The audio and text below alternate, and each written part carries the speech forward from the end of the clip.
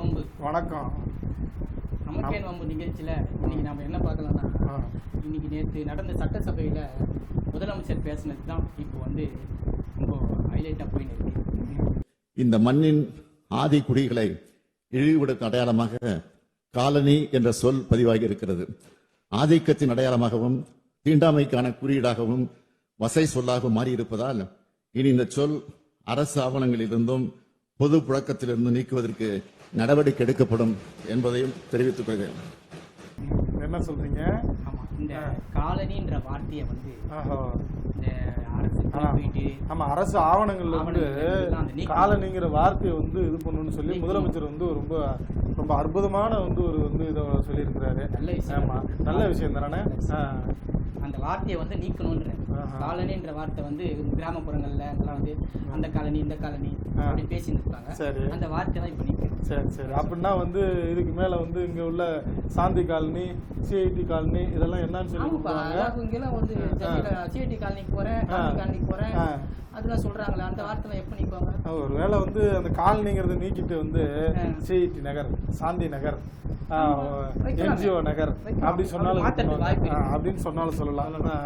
அப்படி சொன்னீங்கன்னா வந்து நீங்க வந்து இந்த படத்துலலாம் வந்துருக்கலண்ணே. ஆமா, ஒரு படம் 70 ரெயின்போ காலனி, அதுக்கெல்லாம் என்ன பண்ணுவீங்க நீங்க? பழைய படம் புதுசா வர படத்துக்கு நாங்க அதுக்கு நீங்க மாத்திருங்க. பழைய படத்துக்கு என்ன பண்ணுவீங்க? அந்த காலத்துல இல்ல, ஒருவேளை வந்து நம்ம முதலமைச்சர்கிட்ட தான் அதை போய் கேட்கணும் சொல்லியிருக்காரு. ஏற்கனவே வந்த படத்துக்கு இல்ல, அதையும் வந்து சொல்லியிருந்தாங்கன்னா நல்லா இருக்குன்னு வந்து சொல்றாங்கல்ல. அது இனிமேட்டு மாத்த முடியாதுல்ல. நீ வந்து கிண்டல் பண்றேன்னு தெரியுது, இருந்தாலும் வந்து முதலமைச்சர் சட்டசபையில வச்சிருக்காரு, நல்ல அறிவிப்பு தானே. இனிமேட்டு தான் அதை நடைமுறைப்படுத்தணும். சரி சரி, இனிமேட்டு அந்த மாதிரி பேர் வைக்காம சொல்லலாம். சரி சரி சரி, சரிண்ணா. அது நல்ல விஷயம் தானப்பா. நல்லது வந்து வரவேற்குங்க. சரி சரி, நீ இப்படி சொன்னேன்னு வச்சுக்க, நான் டக்குன்னு வந்து ஏந்திரிச்சிருவேன் பாத்துக்க. அப்படிதான் ஏந்திர கூடாது. Discipline is must.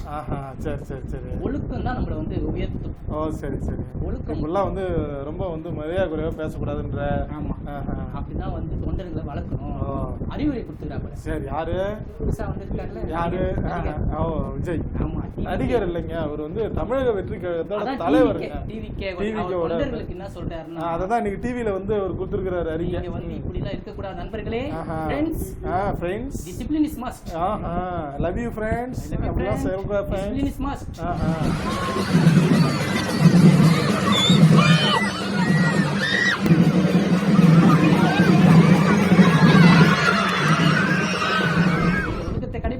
சரிங்க ஃப்ரெண்ட்ஸ்.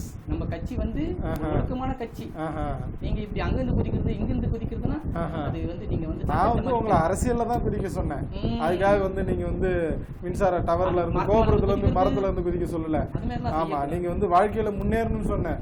அதுக்காக நான் வரப்போற வேனெல்லாம் நீங்க வந்து முன்னேறி மேல வந்துடக்கூடாது, மேல ஏறி வந்துடக்கூடாது அப்படின்லாம் வந்து சொல்றாரு. நமக்கு கடமை கண்ணியம் கட்டுப்பாடு தான் முக்கியம். ஆமா, இருந்தாலும் வந்து பொதுவெளியில வந்து பார்க்கும்போது வந்து நம்ம வந்து ஒழுக்கமா நடந்தா நமக்கு வந்து அது முன்னுதாரணமா போயிடும். அதனால வந்து நீங்க வந்து கடமை கண்ணியம் கட்டுப்பாடுன்னு இருக்கணும். அந்த டிசிப்ளின் இஸ் மஸ்ட் என்ற. ஓ சரி சரி. அதனால என்ன சொல்றாரு? இனி வரும் காலங்கத்துல நீங்க டிசிப்ளினா இருக்கணும்ன்ற. சரி சரி, அதெல்லாம் ஃபாலோ பண்ணுங்க. நான் நம்புறேன் friends. Thank you friends, love you all friends வந்து நீங்க சொல்லிருக்காரு. இது வந்து நீங்க கண்டிப்பா எடுத்தாலும் எடுத்துங்க, இல்ல கட்டாயம் எடுத்தாலும் எடுத்துங்க, இல்ல கனிவா எடுத்தாலும் எடுத்துங்கலாம் வேற சொல்லிருக்காரு. அதெல்லாம் வந்து தமிழக வெற்றி கழக தொண்டர்கள் கடைபிடிப்பாங்களா? நமக்கே அவங்க கண்டிப்பா சொல்லிட்டோம். சரி ரைட்டுங்க. அடுத்து பாத்தீங்கன்னா இந்த தருமபுரி மாவட்ட இளைஞரணி மாவட்ட திமுகவுல சம்பவம் தான். சரி சரி, என்ன சொல்றாங்க? என்ன பேசிக்கிறாங்களா? புலம்புறாங்களாம். புலம்புறாங்க. புதுசா வந்து நியமனம் பண்ணிருக்காங்க. குற்ற வழக்குலாம் இருக்குன்றாங்க. குற்ற வழக்கு மட்டும் இல்லைங்க, அவர் வந்து ஏற்கனவே வந்து அந்த கள்ளச்சாராய விற்பனை வழக்குலாம் இருக்குது. இதெல்லாம் நம்ம ஏன் சொல்றோம்னா, நம்ம ஏன் இதெல்லாம் நம்ம சொல்றோம்னா, அப்ப அண்மையில வந்து பாத்தீங்கன்னா வந்து பொல்லாத ஆட்சிக்கு வந்து பொள்ளாச்சியே சாட்சி நம்ம முதலமைச்சர் சொன்னாரு. உடனே நம்ம எதிர்கட்சி தலைவர் கள்ளச்சாராய ஆட்சிக்கு வந்து கள்ளக்குறிச்சியே சாட்சி அப்படின்னு சொல்லி, ஆமா ஒரே வெர்ஷன் தான், வெர்ஷன் 1.0 2.0 லோடிங்ல தான் இருக்கு. ஏன்னா வந்து இவர் ஒரு அறிக்கை சொல்ல, அவரு அறிக்கை சொல்ல, ஒரே லோடிங் தான், அறிக்கைகள்லாம் ஒரே லோடிங்ல போக நேரத்துல வந்து அப்படி சொல்ற நேரத்துல வந்து நீங்க இந்த மாதிரி வந்து கள்ளச்சாராய வழக்குல வந்து இருக்கிறவருக்கு வந்து போஸ்டிங் கொடுத்துருக்கீங்களே அப்படின்னு சொல்லி அங்க உள்ள தருமபுரி உள்ள திமுகவோட மூத்த நிர்வாகிகளே புலம்புறாங்களாம். அதெல்லாம் வந்து திமுக தலைமை நடவடிக்கை எடுக்குமா? இப்படிலாம் இருந்தா இல்ல, இப்படிலாம் இருந்தா வந்து தேர்தலில் எப்படி வந்து நம்ம போய் வந்து மக்கள்கிட்ட வாக்கு கேட்கறது, மக்கள்கிட்ட எப்படி நல்ல பேர் இருக்கும்? இதெல்லாம் சொன்னோம்னு வச்சுக்கோங்க, நம்ம ஃபுல்லா கூட நமக்கு எதுக்கு வம்பு அப்படின்னு போனா இதுக்கெல்லாம் வந்து கடிவாளம் கட்டுற மாதிரி தான் ஒரு நீச்சு சொன்னாங்க. நீங்க கூட அதை வந்து விரும்பி விரும்பி கேட்டுட்டு இருந்தீங்க. அது என்னாச்சுன்னு அதை நீங்க சொல்லுங்க பார்ப்போம். டாஸ்மார்க் வந்து மே 1ஆம் தேதி வந்து உழைப்பாளர் தினத்தை முன்னிட்டு விடுமுறை. கடையை மூட்டா என்ன பண்ணுவீங்க? கடையை மூட்டாவா? ஏன்பா எதுக்கு போடணும்? ஒயின் ஷாப் திறந்து இருக்கனால தானே சம்பாரிச்ச மொத்த காசு இங்கே வந்து கொட்டுறீங்க. கடை இல்லைன்னா வீட்டுல தானே கொடுப்பீங்க. கரெக்ட் தான். அது ஏன்பா கடையை மூடணும்? இந்த குடியால தான் பல குடும்பம் நாசமா போயிருக்கு, நடுத்தருக்கு வந்திருக்கு. அப்புறம் ஏன்னா இதெல்லாம் வாஸ்தவம் தான். அது ஏன்பா கடையை மூடணும்? ஒரு நாளைக்கு 110 கோடி ரூபாய் நம்ம மக்கள்கிட்ட இருந்து டாஸ்மாக்கு போகுது. அப்போ ஒரு வாரத்துக்கு 770 கோடி, ஒரு மாசத்துக்கு 3300 கோடி. அப்ப மொத்தமா ஒரு வருஷத்துக்கு எவ்வளவு தெரியுமா? 40,150 கோடி அங்க போகுது. எல்லாம் மூத்திரமா தான் போகுது. வாஸ்தவம் தான், கரெக்டா சொல்லிட்ட. ஆனா அது யாருக்கு? உழைப்பாளர்களுக்கு. சரிங்க, அதுக்கு ஏன்பா மூடணும்? இல்லங்க, ஒரு உழைப்பாளர் தினம்னா வந்து உழைப்பாளர்கள் வந்து அந்த நாளை வந்து கொண்டாடணும், ஓய்வு எடுக்கணும். இல்ல ஓய்வு எடுக்கணும் இல்லங்க. எப்படி ஓய்வு எடுப்பாங்க? எப்படி செய்வாங்க? அவங்க வீட்டுல தூங்கணும், வீட்டுல தூங்கிட்டு வந்து ரெஸ்ட் எடுக்கணும், நல்லா வேலைக்கு போகாம. அதே வார்த்தையை தான் சொன்னார் ஒரு அமைச்சர். என்ன சொன்னாரு? உழைப்பாளர்கள் உழைத்து விட்டு காலையில் போய் சாப்பிடுகிறார்கள். காலையில் சாப்பிட வேண்டும், எண்ணத்தை சாப்பிட வேண்டும், ஆமா, உடல் வலிக்காக வந்து உற்சாக பானங்களை அருந்த வேண்டும் அப்படின்னு சொன்னாரா? சொல்லிட்டு லீவ் விட்டா தொழிலாளர் தினத்துக்கே நீங்க அப்படின்னு சொல்லி தொழிலாளர்களா எதுக்கு லீவ் விட்டு வீட்டுல மகிழ்ச்சியா இருக்கணும்? உடம்பு வலி. நீ இப்படி எல்லாம் வந்து இந்த உத்தரவெல்லாம் மீறினா உனக்கு என்ன தெரியுமா? உனக்கு சிறை தண்டனை தான் விதிப்பாங்க, கடுமையான தண்டனை இது பண்ணுவாங்க தெரியுமா? நீ வந்து லீவ் விட்டுக்கிறேன். உழைப்பாளர் தினத்தை கொண்டாடணும், நல்ல விஷயம், மகிழ்ச்சியான விஷயம். சரி, அவங்க உழைப்பாளர் எப்படி மகிழ்ச்சியா இருப்பாங்க? ஆமாங்க, அவங்க வீட்டுல தூங்கலாம், தூங்கி மகிழ்ச்சியா இருக்கலாம், சாப்பிடலாம். என்ன சாப்பிடலாம்? அவங்க டெய்லி என்னமா தூங்குறாங்க? உழைப்பாளர் தினத்தன்னைக்கு உழைப்பாளர்கள் விரும்பி சாப்பிடுவது எது? விரும்பி சாப்பிடுவது சாப்பாடு சாப்பிடுவாங்க. என்னங்க நீங்க தாங்க சொல்லணும் என்ன சாப்பிடுவாங்கன்னு. நீங்க தானங்க கேள்வி கேக்குறீங்க. உழைப்பாளர்கள் விரும்பி சாப்பிடுவது மதுபானங்கள். ஏங்க இப்படி எல்லாம் நீங்க சொல்லக்கூடாதுங்க.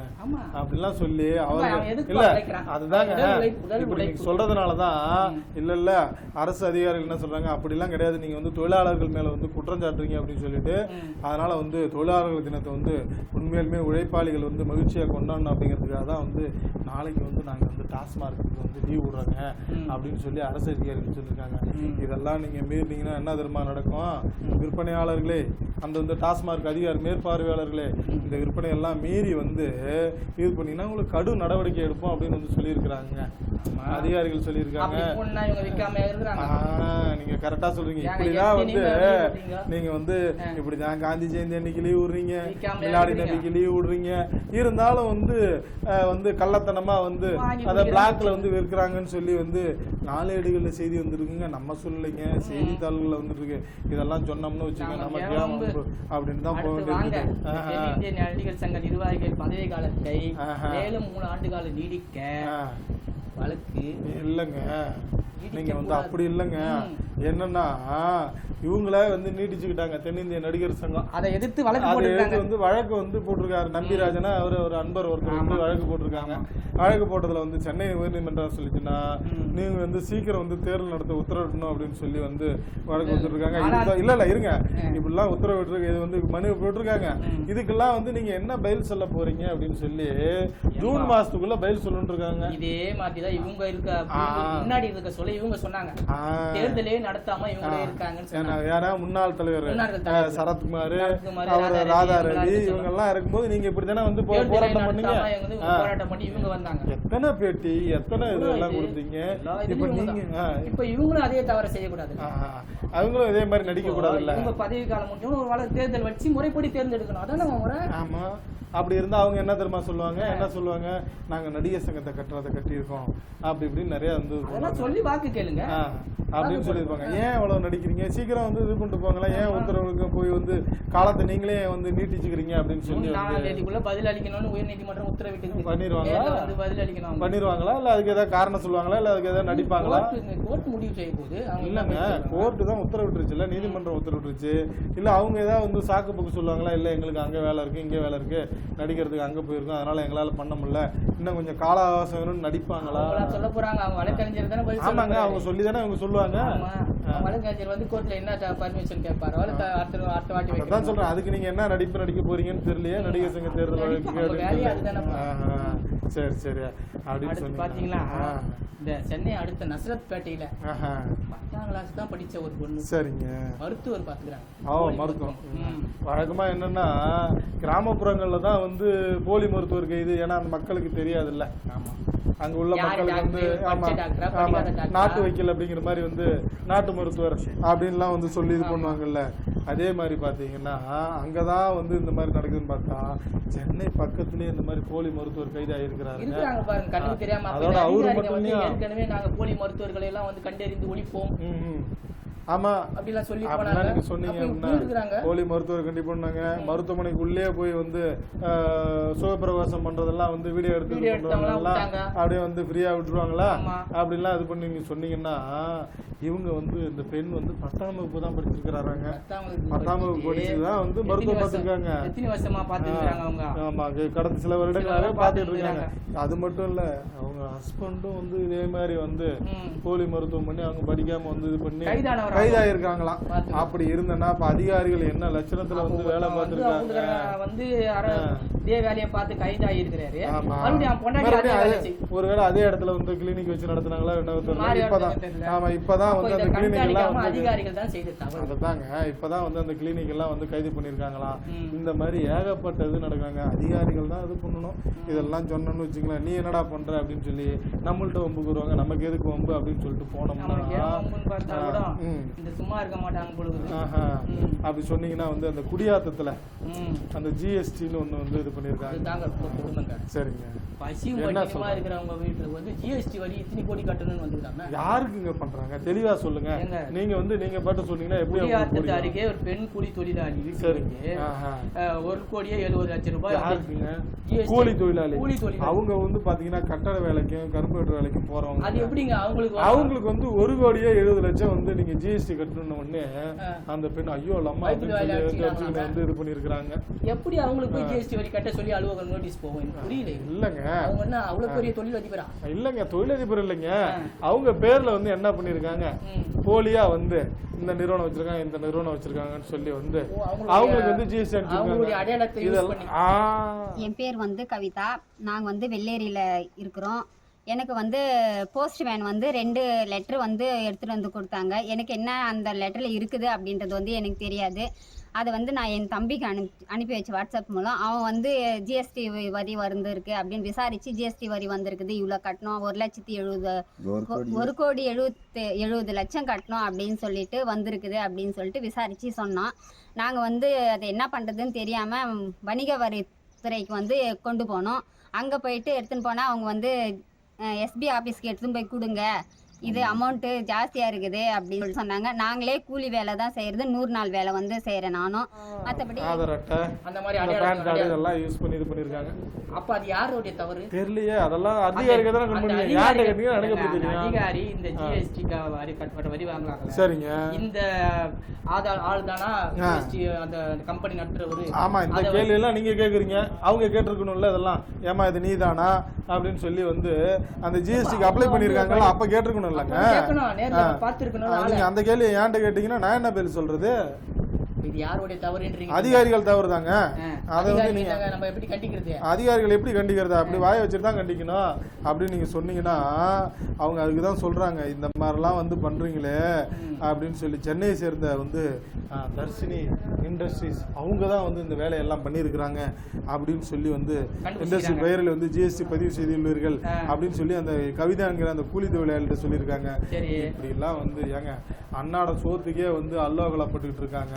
அவங்களுக்கு இந்த மாதிரி வந்து வரி- கோடியில போய் வந்து வரி ஜிஎஸ்டி வந்து இது கட்டணும்னா பண்ணுவீங்களே, அவங்க என்ன இதே மாதிரி எத்தனை பேர்கிட்ட இந்த மாதிரி பண்ணிருக்காங்களோ அப்படின்லாம் சொல்லி வந்து மக்கள் கேள்வி கேட்கறாங்க. இதெல்லாம் அதிகாரிகள் தான் வந்து கவனத்துல கொள்ளணுங்க அப்படின்னு நம்ம அவங்களுக்கு சொல்ல வேண்டி இருக்குது. சரி அப்படின்னு பார்த்தா அடுத்து என்னன்னு அடுத்த மாதம் ஜனவரி மாதம் 19 உலகக்கோப்பை தொடர் நடைபெறுகிறது. இல்லைங்க, நீங்க வந்து மாத்தி இது பண்ணுங்க, வாங்க திருப்பி வாங்க. அப்படி சொன்னீங்கன்னா இதெல்லாம் இப்படி ஒரு பரபரப்பா ஒரு விஷயம் போனீங்கன்னா உள்ளபடியே வந்து இந்த காஞ்சிபுரத்துல வந்து சங்கரபடத்துக்கு வந்து இளைய மடாதிபதியா வந்து ஒரு தேர்வு செய்யப்பட்டிருக்காரு. பாத்தீங்கன்னா ஒரு ஆந்திராவை சேர்ந்தவருங்க.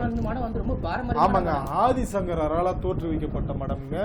ஆமா, அதே மாதிரி வந்து மத நல்லிணக்கத்தை வலியுறுத்தி வந்து அந்த அயோத்தி கலவரம்லாம் முன்னாடி எல்லாம் நடைபெற்றதில்லை. அப்பெல்லாம் வந்து அங்க உள்ள இரு சமூகத்தினரே இரு மதத்தினரிடையே வந்து அங்க உள்ள அந்த பெரியவர் வந்து எல்லாம் அந்த காஞ்சி பெரியவர் வந்து போய் அந்த நேரத்துல வந்து இரு மதத்தினரே நல்லிணக்கத்தெல்லாம் இது பண்ணாரு. அப்படி வந்து பல்வேறு இதுல வந்து புகழ்பெற்ற வந்து அந்த மடம், ஆமா, காஞ்சி சங்கர மடத்துல வந்து இன்னைக்கு வந்து என்னன்னு பாத்தீங்கன்னா வந்து 71வது இளைய மடாதிபதியா வந்து கணேஷ் சங்கரமடத்தை வந்து சுப்பிரமணிய கணேச சர்மா வந்து இன்னைக்கு வந்து பொறுப்பேற்றிருக்கிறார். இளைஞர் தான் வந்து இளைய மடாதிபதியா பொறுப்பேற்றிருக்கிறார். சன்னியாசம் வாங்கி தீட்சையெல்லாம் இன்னைக்கு வாங்கி இன்னைக்கு காஞ்சிபுரம் நகரமே வந்து ரொம்ப வந்து சிறப்பா வந்து இது பண்ணி இந்த விழாவில் பாத்தீங்கன்னா வந்து ஆளுநர் ஆர் என் ரவி, அப்புறம் வந்து உயர்நீதிமன்ற தலைமை நீதிபதி, அப்புறம் வந்து பாஜக தலைவர்கள், இன்னும் பல்வேறு தலைவர்கள்லாம் வந்து பாஜகவோட மூத்த தலைவர் அவர்லாம் வந்து கலந்துட்டு இருக்காங்க. இன்னைக்கு உள்ளபடியே வந்து வந்து அந்த நிகழ்ச்சி வந்து என்னால வந்து காஞ்சிபுரம்லாம் வந்து ரொம்ப சிறப்பா வந்து கொண்டாடப்பட்டது. காஞ்சிபுரத்துல வந்து ஆமா அப்படிதான் நம்ம சொல்ல வேண்டியிருக்கேன். பல்வேறு விஷயத்துக்கு மத்தியில வந்து பரபரப்பான நிகழ்ச்சிக்கு மத்தியில வந்து இந்த விஷயம் ஆன்மீகம் சம்பந்தப்பட்ட நிகழ்ச்சியை நம்ம வந்து மக்களுக்கு சொல்ல வேண்டி இருக்குதுங்க. ஆமா, மக்கள் வந்து ஒரே கோலாகலமா கொண்டாடிட்டாங்க. அக்ஷய தீதியை முன்னிட்டு இந்த பெண்கள் வந்து இந்த நகை வாங்குறதுல இருக்கிற ஆர்வம் இருக்கு பாருங்க. சரிங்க. அந்த அக்ஷய தீதி அன்னைக்கு தான் போய் வாங்கணுமா? இல்லங்க, அக்ஷய தீதி அன்னைக்கு வாங்கினா வந்து செல்வம் குழிக்கும் அப்படிங்கிற ஒரு நம்பிக்கைங்க. தங்கம் வந்து வாங்கி போடுவாங்கன்னு ஒரு நம்பிக்கை, மக்களோட நம்பிக்கைங்க. அதாவது அக்ஷயங்கிறது என்ன அப்படின்னா வந்து நீண்ட அப்படின்னு பொருளாங்க. திதின்னா என்னங்க பொருள்? அக்ஷய திதி அப்படின்னு எனக்கு தெரியலங்க, நீங்க தாங்க சொல்லணும். அக்ஷய திதினா அந்த செல்வம் செழிக்கும். சரி அப்படின்னு சொல்றாங்க, பொருளாதாரம் செழிக்கும். அன்னைக்கு வந்து நாங்க வாங்கினா அது ஒன்றும் கிடையாதாங்க. சரி, இல்லாதவங்களுக்கு இல்லங்க, அவ்வளவுதான். மக்கள் அப்படிதான் நினைச்சிருக்காங்க, நீண்ட பொருளாதாரம் கிடைக்கும் அப்படின்னு.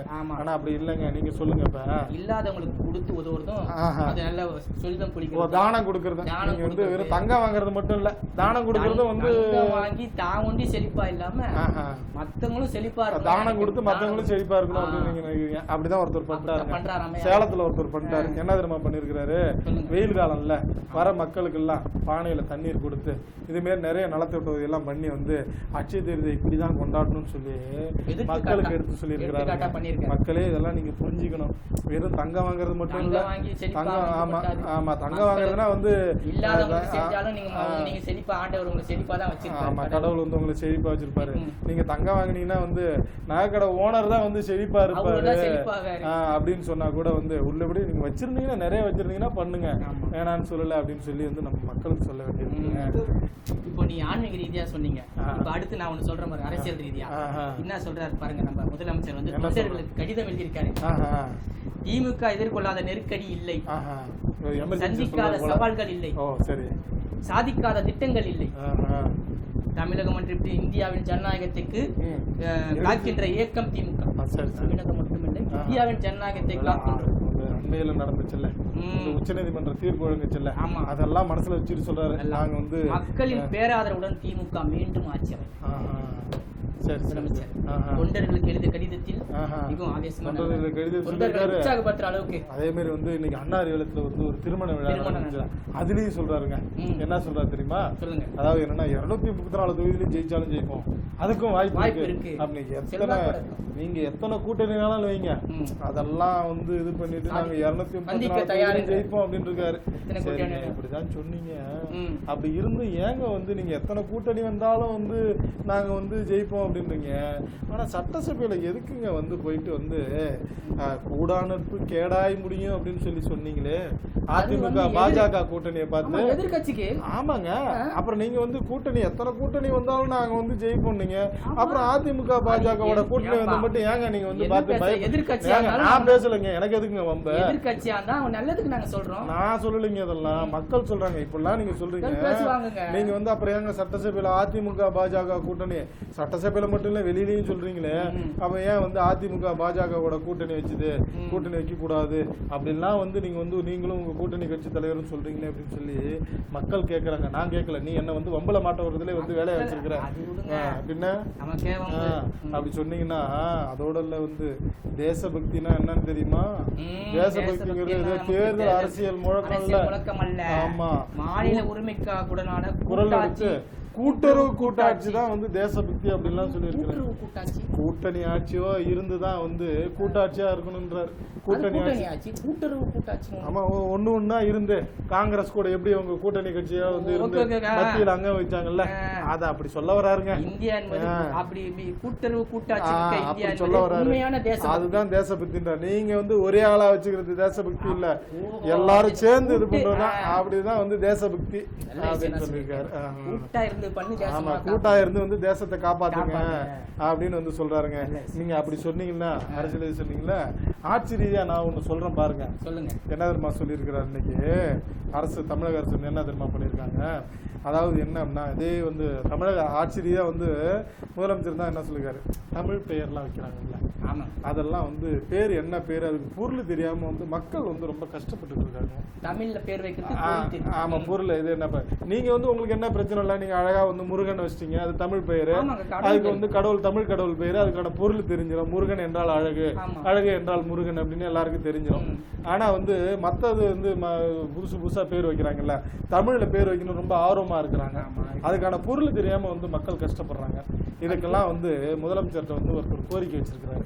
முதல்வரே, இந்த மாதிரி வந்து தமிழ்ல பேர் வைக்கிறதுக்கு போது வந்து பொருள் தெரியாம கஷ்டப்படுறோம், தமிழ் பேரும் தெரியாம கஷ்டப்படுறோம் அப்படின்னு சொல்லி அதுக்காக ஏதாவது ஒரு வழி செய்யுங்களா அப்படின்னு சொன்ன உடனே அந்த கோரிக்கை கூகுள்லயே வந்து இங்கிலீஷ் பேரெல்லாம் தமிழ் பேருன்னு சொல்லுவாங்க. உங்களுக்கு தெரியுமா? பின்ன எல்லாம் தெரிஞ்ச மாதிரி நீங்க சொல்றீங்க அப்படின்னா சொல்லிட்டு முதலமைச்சர் என்ன சொல்றாரு, இதனால வந்து வருங்காலத்துல வந்து தமிழ் பெயர்களுடன் அதற்கான பொருளுடன் கூடிய வந்து ஒரு இணைய பக்கத்தை வந்து உருவாக்க போறோம். தமிழ் பல்கலைக்கழகத்துக்கு வந்து உதவியுடன் அப்படின்னு இணைய பக்கம் எதுல பாப்பாங்க? கூகுள்ல வேற எதுலயும் பாக்கலாங்க. நீங்க வேற எவ்வளவு சர்ச் இன்ஜின் இருக்கு, நீங்க வேற உங்களுக்கு வந்து தொழில்நுட்பமே என்னன்னு தெரியல மேன் பின்ன அப்படின்னு சொல்லிக்கிட்டு அதுக்காக வந்து தமிழ் பல்கலைக்கழகத்தின் இணையத்தின உள்ள போய் வந்து நிஜமாவே வந்து நல்ல விஷயங்க. தமிழ் பேர்களை வந்து மக்கள் அதை தெரிஞ்சுக்கினே பேர் வைக்கிறது நல்ல விஷயம் தான். ஆமா, நல்ல விஷயம் தான். இதோட இந்த நல்ல விஷயத்தோட இன்னொரு நல்ல விஷயம் சொல்லி முடிச்சு என்ன தெரியுங்களா, வந்து அந்த குற்றவாளிகள் எல்லாம் பிடிக்க போவாங்க. காவல்துறை வந்து நீங்க வந்து பைக்ல போவாங்க, ஜீப்ல போவாங்க. பெரிய அதிகாரிகள் மட்டும்தான் விமான நிலையத்துல போவாங்க. அது வந்து வெளிநாட்டுக்கு தப்பி போறவங்க, வெளிநாட்டுக்கு வெளி மாநிலத்துக்கு தப்பி போறாங்கல்ல, அவங்க இது மட்டும் தான் வந்து இது பண்ணுவாங்க. அது யாரு அப்படின்னா வந்து அந்த ஏசி அவங்க அந்த பெரிய அதிகாரிகள் மட்டும்தான் அந்த மாதிரி போவாங்க. ஆமா, அந்த மாதிரி தான் போவாங்க. இப்ப அப்படி இல்லைங்க, காவல் ஆய்வாளரும் வந்து போலான்னு சொல்லி வந்து அரசு சார்பா ஒரு அறிவு. ஆமா, இன்ஸ்பெக்டர் போய் இன்ஸ்ட்ரக்ஷன் பண்ணலாம். இன்ஸ்ட்ரக்ஷன் குற்றவாளியை அப்படி பண்ணலாம். அப்படி போய் வந்து போய் இது பண்ணாங்க. ஏங்க அவங்க அங்க போய் குற்றவாளிகள் பிடிக்கிறதுக்கு படாத பாடு போடுவாங்க. நீங்க வேற ஃப்ளைட்ல போய் படிக்கணும்னா ஒரு ஆர்வமா போவாங்க. சரி, ரொம்ப இன்ட்ரெஸ்டிங்கா போவாங்க அப்படின்றீங்க. சரி சரி, அப்படின்னு சொல்லக்கூடிய. ஏன்னா இப்போ நீங்க ட்ரெயின்ல போறீங்கன்னு வச்சுக்கோங்க, ஒரு நாள் வீணாகும். சரி, ஃப்ளைட்ல போனா ஒரு மணி நேரத்துல போயிடலாம். ஆமாங்க, சீக்கிரமா போய் பிடிச்சிட்டு வந்துருவாங்கல்ல. பாப்பா தம்பி எங்க இருக்க, நேரம் வெறிய கம்மி ஆகுது. நல்ல விஷயம். ஆமா, அப்படி இது பண்ணா நீ இப்படி சொல்ல வரேன்னா மத்திய அரசு இப்போ ஒரு கோரிக்கை ஏற்றுருக்காங்க. யார் கோரிக்கையா? திமுக காங்கிரஸ் இவங்க கோரிக்கை வந்து மத்திய அரசு ஏற்றுள்ளது. என்ன கோரிக்கைன்னு பாத்தீங்கன்னா, நீண்ட நாள் கோரிக்கையான ஜாதிவாரி கணக்கெடுக்க சொல்லும், மக்கள் தொகை கணக்கெடுக்க சொல்லும், ஜாதிகளையும் சேர்த்து கணக்கெடுக்கணும் அப்படின்னு மத்திய அரசு கோரிக்கை ஏற்று. அது வந்து திமுக காங்கிரஸ் மட்டும் இல்லைங்க, எல்லா கட்சியுமே சொல்லியிருக்குங்க. இது வந்து ஆமா, பிஜேபியிலுமே வந்து சொல்லியிருக்காங்க. ஏன்னா வந்து ஜாதிவாரி கணக்கு கணக்கெடுப்பு இது மக்கள் தொகை கணக்கெடுப்பு இருக்கும்போது வந்து ஜாதியா அவங்க சேர்த்து எடுத்துக்கணும் அப்படின்னு சொல்லியிருக்காங்க.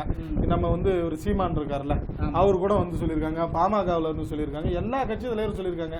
குடி கணக்கெடுப்பு ஆமா எடுத்தாதான் வந்து அவர்களுக்கு உரிய பிரதிநிதித்துவம் கிடைக்கும் அப்படின்னு வந்து சொல்லியிருக்காங்க. ஆமா, நீங்க அப்படி சொன்னீங்கன்னா நீங்க இன்னொருத்தர் என்ன சொல்றாரு பாருங்க, நீங்க வந்து ஜாதியாரி கணக்கெடுப்பு நடக்கப்படும், மக்கள் தொகையுடன் ஜாதியாரி கணக்கெடுப்பு எடுக்கப்படும் அப்படின்னு வந்து நீங்க சொல்றீங்கல்ல, அப்படி சொன்னீங்கன்னா ஊர் பேர்ல இருக்கிற வந்து இந்த ஜாதி அடையாளத்தெல்லாம் எடுக்கணும் அப்படின்னு சொல்லி வந்து தொல் திருமாவளம் சொல்லியிருக்காரு. அதையும் நம்ம பார்க்கணும்ல. ஆல்ரெடி எடுத்துட்டாங்களா? ஆமாங்க, அது ஒரு தெரியல, தெரு பேர்ல இருக்கிறதெல்லாம் எடுத்தாங்க. ஆனா ஊர் பேர்ல இருக்குங்க, ஊர் பேர்ல நாயக்கன் கோட்டாய், கவுண்டம்பாளையம் அப்படின்லாம் இருக்குல்ல, அதெல்லாம் எடுங்க அப்படின்னாங்களே. சரி ரைட்டுங்க, அதெல்லாம் எடுத்தா அரசு ஆவணங்கள்ல ஆண்டாண்டு காலமா வந்து பட்டா பேர்ல இப்படிலாம் இருக்குமே, ஆதி காலத்துல இருந்து இருக்குமே, அதுக்கெல்லாம் என்ன வழி பண்ணுவாங்க நம்ம கேட்க வேண்டியது. அதெல்லாம் நம்ம கேட்க வேண்டிய இருக்குல்லங்க. அதெல்லாம் அரசு அதிகாரிகள் என்ன பதில் சொல்லுவாங்கன்னு கேட்க வேண்டிய இருக்குல்லங்க. நீங்க பாட்டு வந்து பேர் எடுக்க சொல்றீங்க, ரைட்டு, இது நீங்க இப்படி சொல்றீங்க. இங்க வந்து மத்திய அரசு வந்து மக்கள் தொகை கணக்கெடுப்பு வந்து ஜாதி வாரிய வந்து பேரை சேர்த்து எடுக்கணும்னு சொல்றாங்க. எல்லா கட்சி தலைவரும் சொல்லியிருக்காங்க. நீங்க எல்லாம் ஒரு புறம் ஒரு பக்கம் போனா நீங்க ஒரு புறமா போறீங்களே என்ன அப்படின்னு நம்ம வந்து கேட்க வேண்டி இருக்குதுங்க. அதுக்கு அவர் என்ன விளக்கம் சொல்லுவாரு என்னன்னு தெரியல, பார்க்கலாம் அப்படின்னு சொல்லி இது பண்ணுங்க. ஆமா, சின்ன பையன் மாதிரி பேசாத, அதுக்கு அதிகாரிகள் அதுக்கு தக்க பதில் படி கொடுப்பாங்க. நீ என்ன சின்ன பையன்னு சொல்ற? இங்க ஒரு சின்ன பையன் என்னென்ன வேலை பண்ணி வச்சிருக்கான் தெரியுமா உனக்கு? சொல்லுப்பா, என்ன பண்ணிட்டான் தெரியாது? உனக்கு தான் கிரிக்கெட்டா என்னன்னு தெரியாது, ஐபிஎல்னா என்னன்னு தெரியாது. ஒரு பையங்க 14 வயசு பையங்க என்ன பண்ணிட்டான்? 37 பந்துலங்க, 35 பந்துலங்க, சரி 100 சதம் அடிச்சிட்டாங்க. பெரிய விஷயங்க அது. 35 பால் பந்துல வந்து 100 அடிக்க முடியும். ஆமாங்க, பின்ன ஏற்கனவே வந்து 37 பந்துல அடிச்சிருக்காங்க, 30 பந்துல அடிச்சிருக்காங்க. இந்த பையன் வந்து சின்ன பையங்க, 35 வயசு தான். இறங்கின எல்லாமே 6 தாங்க. ஐபிஎல்ல வந்து உலகமே வந்து ரொம்ப பரபரப்பா பேசுறாங்க. 14 வயசு பையங்க. நம்ம என்ன சொன்னோம்னா வந்து பால் குடிக்கிற பையன் கூட சொல்லிக்கலாங்க, பால்வாடி பையன் கூட சொல்லிக்கலாங்க. ஆமா, 8வது படிக்கிற பையன் போய் அடிச்சாங்கன்னா அப்புறம் வந்து உலகமே பேசாதாங்க. ஆமா, உலகத்துல இருக்கிற கிரிக்கெட்ல எல்லாருமே வந்து பெருசா பேசுறாங்க. ஆமாங்க, சின்ன பையன் நீங்க பாத்தீங்கன்னா வந்து அவன் அப்படி பண்ணாங்க. டெண்டுல்கர்ல இருந்து எல்லாருமே வந்து வாழ்த்து தெரிவிச்சிட்டாங்க. ஆமா, ஏன்னா திறமையை பாராட்டுறது சின்ன பையன் இவ்வளவு திறமையா செயல்பட்டு இருக்காங்க. ஆமா, விளையாட்டுல. ஆமா, நல்லா வந்து விளையாட்டுல வந்து ஆர்வம். அவங்க வந்து பீகார்காரருங்க. ஆமா ஆமா, சூரிய வன்சி. ஆமா, அவருதான் சூரிய வன்சி வைபவ் அப்படின்னு சொல்லி கொஞ்சம் சூரிய வன்சின்னு வச்சுங்களேன். சின்ன பையன் அவ்வளவுதான். அப்புறம் என்ன வந்து பேர் என்ன? ஆமா, இருக்கும்ல, நம்ம முதலமைச்சர் மாதிரி வந்து பவரா வந்து சொல்லி இருக்கிறாரு அப்படின்னு சொன்னா. இந்த சின்ன பசங்க தான் வந்து இந்த திருநெல்வேலியில அப்படிலாம் இருக்காங்க. இந்த மாதிரி ஒரு பையன் இருக்காப்ல, சின்ன பையன். ஆமா, இங்க வந்து திருநெல்வேலியில பாத்தீங்கன்னா கோயிலுக்குள்ள போய் சின்ன பசங்க ரீல்ஸ் எடுக்கிறங்க பேர்ல கோயில் உள்ள போய் சினிமா பாட்டு சிங்கிச்சான் வந்து சின்ன பசங்க. ஆமா, அதுக்கு வந்து அது காதல் ஜோடியா கன்றாவி ஜோடியா யாரு கண்டா அப்படின்னு சொன்னா, இல்லங்க நாங்க மன்னிப்பு கேட்டுக்கிறோங்க அப்படின்னு சொல்லி. ஆமா, எல்லாரும் வந்து போய் இது பண்ணுங்க. ஏன் உங்களுக்கு அறிவு இல்ல, கோயில்ல போய் வந்து பண்ணிருக்கீங்களேன்னு. தப்புதாங்க, நான் மன்னிச்சுக்கீங்க, சின்ன பசங்க நாங்க இதை தெரியாம பண்ணிட்டோம் அப்படின்னு சொல்லி இது பண்ணிருக்காங்க. சின்ன பசங்க சாதனை படிக்கிறாங்க, ஒரு பக்கம் ரீல்ஸ் முகத்துல. ஆமா, இதுதான் வந்து இவரு சொல்லியிருக்காரு. யார் சொல்லியிருக்கா? ஸ்டார், சூப்பர் ஸ்டார் என்ன சொல்லியிருக்காரு தெரியுங்களா? இப்ப இருக்கிற இளைஞர்கள் வந்து இந்த மொபைல் கலாச்சாரத்திலயும் மேற்கத்திய கலாச்சாரத்திலயும் மூழ்கி இருக்கிறாங்க. இதெல்லாம் மேற்கத்திய கலாச்சாரம் மூழ்கி இருக்காங்க. அவங்க வந்து திருந்தி வந்து இந்த கலாச்சாரத்துக்கு வரணும்ன்ற. கண்டிப்பா வந்து நல்ல விஷயம். ஏன்னா வந்து மேற்கத்திய கலாச்சாரம் ஆமா இருக்கும்ல, அவர் எப்பவுமே லேட்டஸ்டா தான் சொல்லுவாரு. ஆமா, ஏன்னா இதெல்லாம் வந்து அவருக்கு தெரியாது பாருங்க. இந்திய இளைஞர்கள் வந்து மேற்கத்திய கலாச்சாரத்தில் மூழ்கி உள்ளனர். ஏன்னா இதெல்லாம் வந்து இப்பதான் அவருக்கு தெரியுது, இதுக்கு முன்னாடி நடந்தாலும் தெரியுது. எப்படின்னா நல்ல விஷயம் தானேங்க. அவர் என்ன சொல்றாரு பாருங்க, பரதநாட்டியம் கலைஞம் இது மாதிரி எல்லாம் ஆர்வம் செலுத்தி கத்துக்கணும்ன்ற. உண்மைதாங்க. ஏன்னா அந்த லீவ் விட்டதுல இருந்து இந்த பசங்க தொல்லை, விடுமுறை காலத்தை வந்து பயனுள்ளதா கழிங்கன்றாரு. ஏன்னா போய் வந்து ஆறு குளத்துல குளிக்கும் போது வந்து அதுதான் வர செய்தி பாத்தீங்கன்னா தினமும் குழந்தைங்க வந்து குளத்துல வந்து அப்படிலாம் பண்ணாம கொஞ்சம் வெயிலுக்கு அடக்கமா வீட்லயே இருங்க, பயனுள்ளதா ஏதாவது செஞ்சு அப்படியே குளிக்க போனோம் சிறப்பா கொண்டாடணும்னு சொல்லிட்டு எந்த வம்பு தும்பு இல்லாம வந்து நீங்க வந்து கொண்டாடணும் அப்படிங்கறத நம்ம சொல்ல வேண்டியிருக்குங்க. சரி நேயர்களே, மீண்டும் நாளை சந்திப்போம். நன்றி, வணக்கம்.